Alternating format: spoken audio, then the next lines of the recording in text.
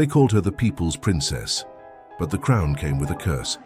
This is the story of a young woman who stepped into the world's most powerful monarchy, tried to bring warmth into a system built on ice, and paid a price no one should ever face. This is Princess Diana, the woman who changed royalty forever. Diana Frances Spencer was born on July 1st, 1961, in Sandringham, England, on land owned by the royal family, but far away from palace privilege. Her childhood wasn't a fairy tale. Her parents' marriage collapsed in front of her. Her mother left. Her father took custody. And Diana, at just 8 years old, learned what heartbreak felt like before she ever learned what love could be. She grew up shy, sensitive, and desperate for affection, the kind of child who always tried to make other people feel comfortable, even when she wasn't. But she wasn't fragile. Behind that soft smile was a quiet strength. She loved sports. She adored children. She dreamed of a life that mattered. She didn't know it yet, but fate was already moving toward her, carrying the weight of a crown she never asked for. In 1977, everything changed. Diana met Prince Charles for the very first time. He wasn't there for her. He was dating her sister at the time. But something about Diana caught his attention. She was sweet, innocent, warm-hearted, qualities that stood in stark contrast to the cold walls of Buckingham Palace. A few years later, Charles returned. And this time, he didn't look away. To Diana, it felt surreal. The future King of England wanted her.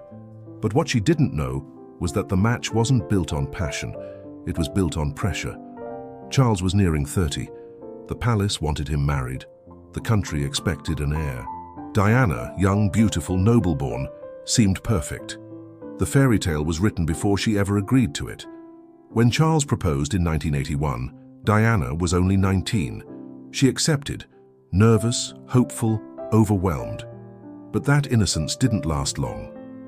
During their engagement interview, a reporter asked them a simple question. "Are you in love?" Diana smiled. "Of course." Charles and paused, then said, "Whatever in love means." Take me on. And I suppose in love. Of course. Whatever in love means. Well, it You can obviously put your own means, interpretation. obviously means two very happy people. Yes. Once Because again, you can see. congratulations. Well, from us, That congratulations. answer, that moment, revealed everything. But Diana didn't fully understand it yet. She was in the middle of a global media storm. Reporters camped outside her flat. Photographers chased her down the street. The press turned this shy young woman into the most watched person in the world. She lost her privacy overnight, and she hadn't even walked down the aisle yet, July 29, 1981. Diana walked into St. Paul's Cathedral wearing a gown with a 25-foot train, one of the longest in royal history. The world watched as she became Princess of Wales. But inside the palace, the fairy tale was already cracking. Diana adored Charles.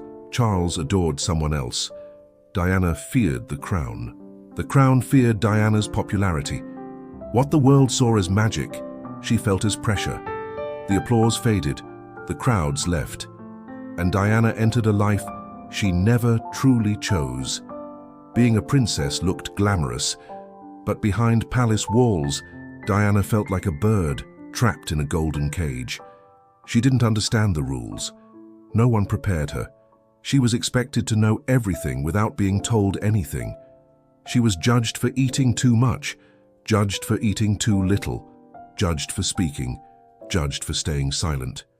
Her mental health collapsed. She battled bulimia. She struggled with depression. She felt isolated, ignored, and increasingly heartbroken as she learned more about Charles's connection with Camilla. And the institution stayed silent. The monarchy had survived wars and revolutions, but it wasn't built to handle emotions. Diana was human, the institution was not, and humanity doesn't survive well in the cold. But here's the thing about Diana.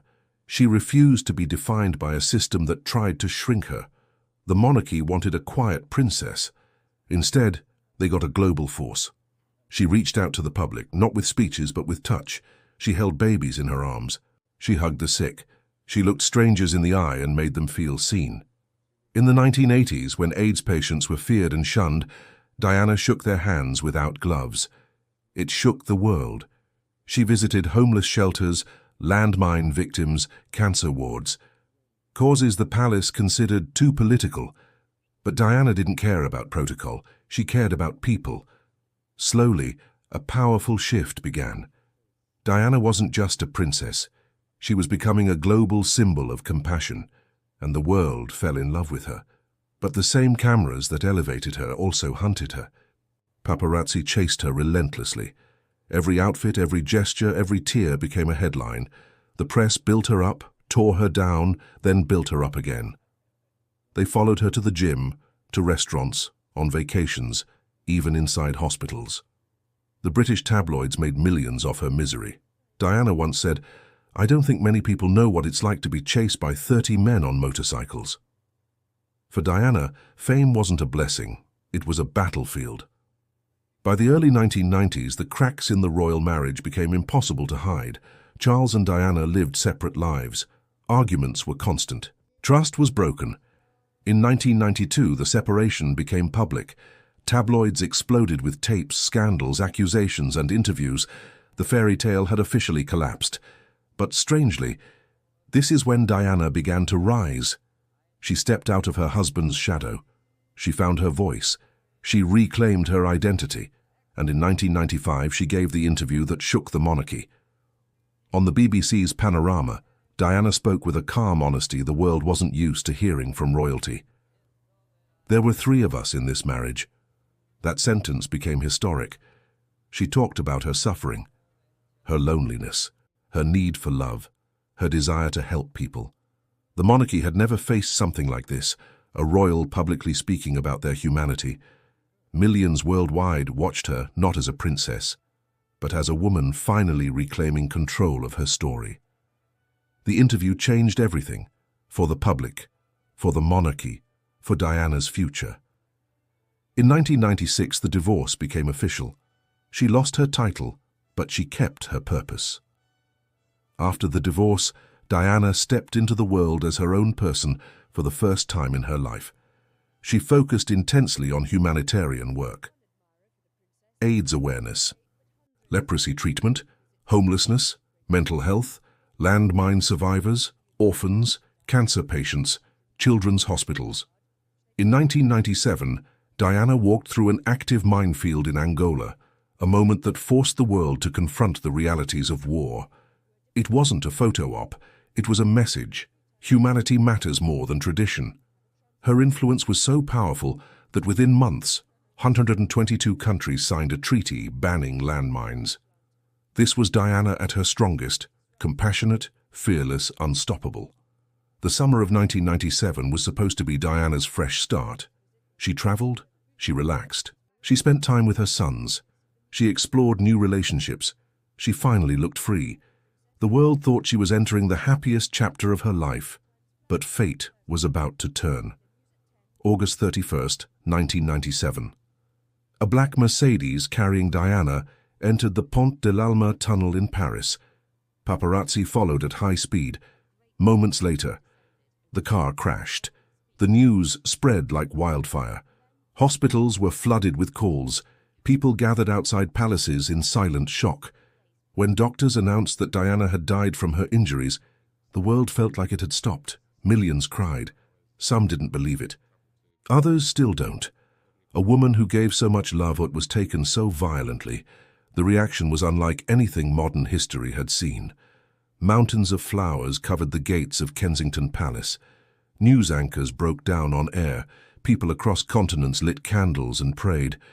Her funeral was watched by 2.5 billion people. Her sons, William and Harry, walked behind her coffin with heartbreaking bravery. Elton John's tribute, "Candle in the Wind," became the fastest-selling single of all time. Even the monarchy, usually silent, distant, composed, had to respond.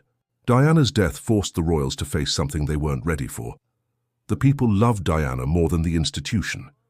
Diana didn't just change how the world saw royalty. She changed how royalty saw the world. Her sons carried her compassion forward.